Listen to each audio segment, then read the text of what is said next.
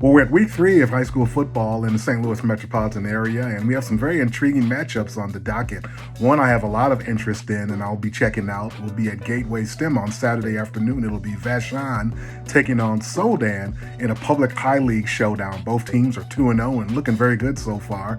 Soldan is averaging 42 points a game, a couple of shootouts. They've defeated McClure and Vianney, while Vashon has a good offense, but a very tough defense, only giving up 7 points in 2 games in victories over Webster Groves and Vianney, part of a doubleheader with Gateway STEM and Roosevelt playing at 12. Vashon Soldan will be at 4.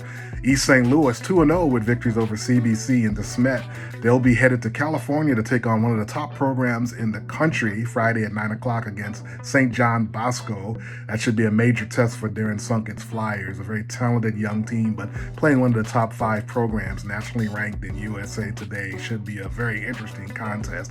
And back here in St. Louis, we have an excellent Metro Catholic Conference showdown on Friday night. It will be CBC and DeSmet. These two teams have won state championships in recent years, and they've been battling back and forth for that MCC championship, and they'll have an early season showdown in week 3 at CBC. Both teams are 1-1, with both losing to a very talented East St. Louis team, so both teams want to get on the winning side once again. Some good individual performances. One I'd like to really shout out a young man named Deshaun Hudson, who I watched at Francis Howell High School.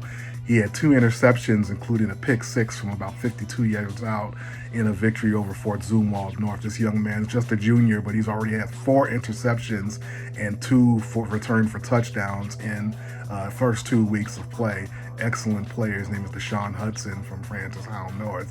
And moving to the collegiate ranks, we have young men from the St. Louis metro area who you're familiar with, were stars at the high school level, really putting in work also at the collegiate level. Young man from Cardinal Ritter, Jamison Williams, had 126 yards receiving for Alabama in their victory over Miami of Florida, including an electrifying 94-yard touchdown reception.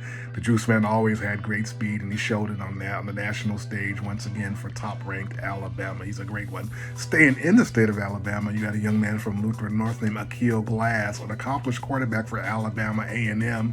Had a great junior season. He got his senior season started off with 423 yards and 4 touchdowns in a 42-41 victory over South Carolina State. He's one of the top quarterbacks in the country, regardless of level, and look for him to be high up on the NFL draft boards. Very good player out of Lutheran North High School. Excellent player out of Missouri.